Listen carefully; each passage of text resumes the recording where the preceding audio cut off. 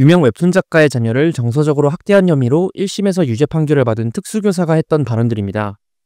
1심 판사는 이 5개의 발언 중 한 가지의 발언만 정서적 아동학대에 해당하고 나머지 4개의 발언은 아동학대가 아니라고 판단했습니다. 판사가 어떤 발언이 아동학대에 해당한다고 판단했을지 구별할 수 있으시겠나요?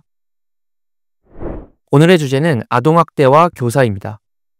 2013년 7월 학부모의 지속적인 민원과 항의에 시달리던 젊은 교사가 자신이 근무하던 학교에서 스스로 목숨을 끊은 일명 서희초 사건이 있었고, 젊은 교사가 생을 마감한 결정적 이유인 학부모의 무분별한 민원과 항의는 여전히 교사들의 직무 스트레스 원인 1위를 차지하고 있습니다. 그 중에서도 송사에 휘말릴 수 있다는 두려움은 교사들에게 상당한 스트레스를 주는 요인 중에 하나겠죠. 근거 없는 항의와 민원, 무분별한 아동학대 고소로부터 교사들을 보호하기 위해서는 어떻게 해야 할까요? 교사들을 보호하면서도 교육 현장에서 진짜 아동학대로 고통받는 아이들과 학부모를 보호할 수 있는 방법은 없을까요? 저는 교육 현장에서 일하고 있지는 않습니다. 그래서 어떤 문화의 개선점, 실무적인 변화가 아이들과 교사에게 최적인 변화인지는 잘 모르겠습니다. 다만 저는 법률 현장에서 일하고 있는 사람으로서 법률적인 시각으로 접근해 보려고 합니다. 교사를 상대로 한 무분별한 고소만 막을 수 있더라도 상당 부분 교사들과 학생들을 보호할 수 있을 거라고 저는 생각하거든요. 오늘의 이야기는 다소 무겁고 주관적인 이야기가 될 것 같네요. 지금부터 그 이야기를 시작해 보겠습니다. 교사에 대한 무분별한 고소는 법률의 애매함에서 옵니다. 그리고 아동학대와 관련된 법률 중 가장 애매한 법률이 바로 아동복지법 제17조 제5호 정서적 아동학대에 관한 조항입니다. 우선 정의부터 해보겠습니다. 정서적 아동학대가 뭘까요?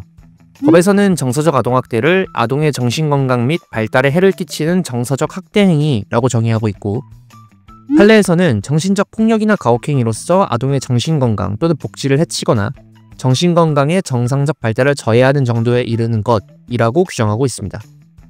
뭔가 애매하죠?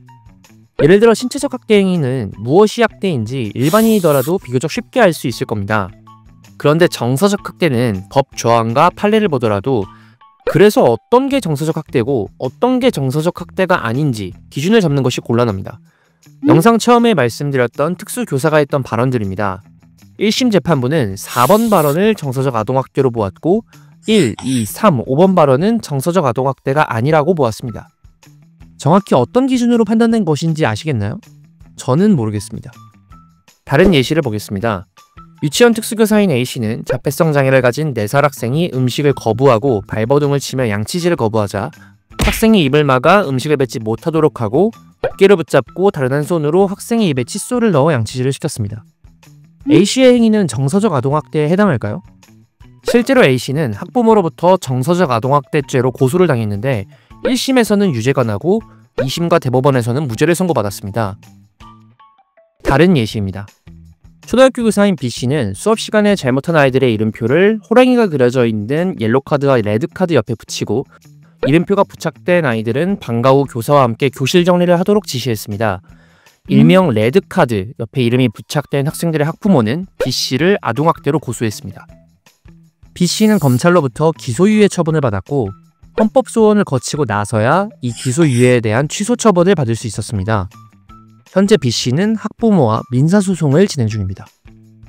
방금 소개해드린 2가지 사건의 공통점은 일반인의 시점에서는 이게 아동학대인지 아닌지 판단하는 것이 참으로 어렵다는 것, 그리고 법률 기관끼리의 판단도 상반되게 나왔다는 것입니다. A씨의 경우 1심에서는 유죄로 판단했지만 2심과 대법원은 무죄로 판단했고, B씨의 경우에도 검사는 유죄로 판단했지만 헌법재판소는 기소유예 취소 처분을 내렸습니다.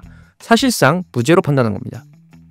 이렇게 법률 전문가끼리도 정서적 아동학대에 대한 기준이 다릅니다. 이러니 사안에 따라 케바케, 사바사일 수밖에 없어요. 괜히 교사들이 정서적 아동학대죄를 우리 아이 기분상해죄라고 부르는 것이 아닙니다. 다들 학창시절에 잘못해서 선생님한테 혼나면 기분이 나빴잖아요. 근데 기분 나쁘다고 해서 곧바로 선생님이 아동학대를 했다고 볼 수는 없죠. 결국 어디까지가 학대이고 어디까지가 훈육인지 판단하는 기준이 법률이 되어야 하는데 정서적 아동학대에 관한 법률 조항이 너무 애매합니다. 이런 상황에서 아동학대 고소를 고민하는 학부모가 변호사를 찾아가면 어떻게 될까요? 아동학대 사건을 많이 다뤄본 변호사는 그동안 맡았던 사건들, 그리고 관련된 판례들을 종합해서 교사에게 아동학대가 성립할지 아닐지에 대한 확률을 계산할 수 있는데요. 이건 말 그대로 가능성이지 범죄 성립 여부를 확신할 수 있는 경우는 드뭅니다. 그래서 변호사는 정말 화가 많이 나시겠네요. 무조건 처벌할 수 있게 해보겠습니다. 라고 말하는 변호사. 아동학대로 처벌받지 않을 가능성도 있지만 이 사안은 이런 판례와 유사해서 가능성은 충분히 있어 보이니 심사숙고해서 결정하셔라. 라고 말하는 변호사로 구분할 수 있을 뿐 어지간하면 학부모에게 고소하라고 할 겁니다. 사안이 애매하다면 변호사 입장에서는 사무실에 찾아온 의뢰인을 그냥 돌려보낼 이유가 전혀 없거든요. 결과적으로는 고소 건수만 늘어나는 거죠. 하지만 사안이 명확해진다면 어떨까요? 그러면 이야기가 달라집니다. 설명을 돕기 위해 정당방위를 예로 들어보겠습니다. 어떤 상황이 주어졌을 때 일반인들은 이게 정당방위인지 아닌지 구별하는 것이 쉽지가 않습니다. 하지만 법률 전문가에게는 이게 그렇게 어렵지 않은데요. 특이한 몇몇 케이스를 제외하고는 정당방위에 관한 판례는 아주 잘 정리되어 있거든요. 그러니까 정당방위가 안 되는 사건에서 의뢰인이 정당방위를 주장해달라고 하면 아마 변호사 선에서 그 주장이 잘릴 겁니다. 왜? 애매하지 않으니까. 정당방위가 될 가능성이 있다고 했다가 나중에 닥칠 후폭풍을 변호사가 감당하기 싫을 테니까. 저는 정서적 아동학대도 이렇게 되어야 한다고 생각합니다. 법률이 명확해야 1차적으로 교사와 학부모가 아동학대인지 여부를 대략적으로나마 알 수 있고 최종적으로 법률 전문가가 범죄 성립 여부를 정확히 진단할 수 있습니다. 그럼 법률이 대체 어떻게 바뀌어야 한다는 거냐? 자, 이게 현행 아동복지법 조항입니다. 저는 이 조항을 반복적, 지속적이거나 일시적, 이례적이라도 그 정도가 신체적 학대 행위에 준한다고 판단되는 행위라고 구체화해야 한다고 봅니다. 사실 제가 말씀드린 조항은 민주당이 2013년에 발의한 서희초 특별법에 포함되어 있다가 최종적으로 개정안에서 제외된 것입니다. 아동학대 범위를 축소해서 진짜 아동학대 피해를 당한 아동들을 보호해줄 수 없게 된다는 이유인데요. 저는 생각이 조금 다릅니다. 정서적 아동학대 조항을 구체화하더라도 진짜 아동학대 가해자를 처벌하지 못하는 결과가 발생할 가능성은 매우 적다고 생각해요. 우리 법률은 아동학대를 비교적 중범죄로 다루고 있습니다. 애매한데 아동학대로 처벌받는 경우는 종종 있어도 누가 봐도 아동학대인데 아동학대로 처벌받지 않는 경우는 거의 없어요. 명확한 아동학대는 대부분 처벌받는다는 뜻입니다.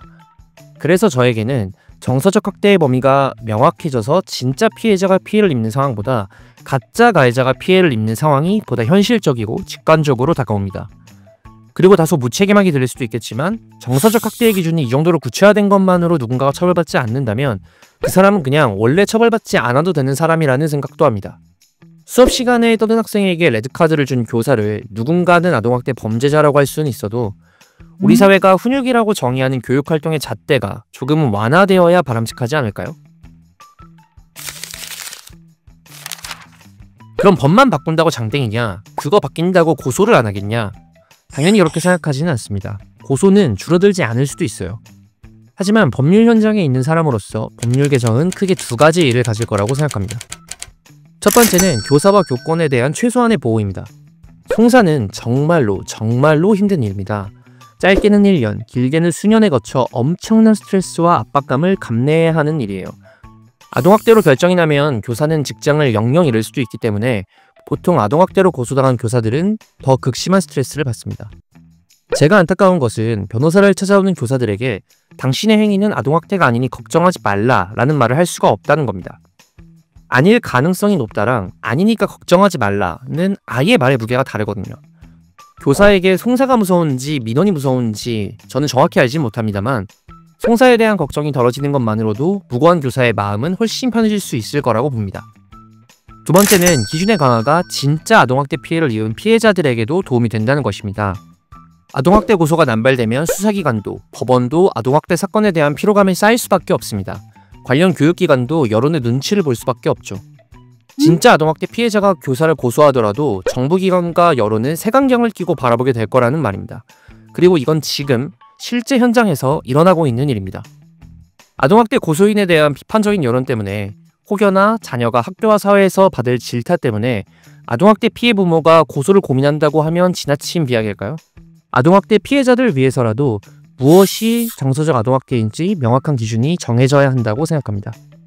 법률의 구체화는 결국 판결의 구체화로 이어질 것입니다.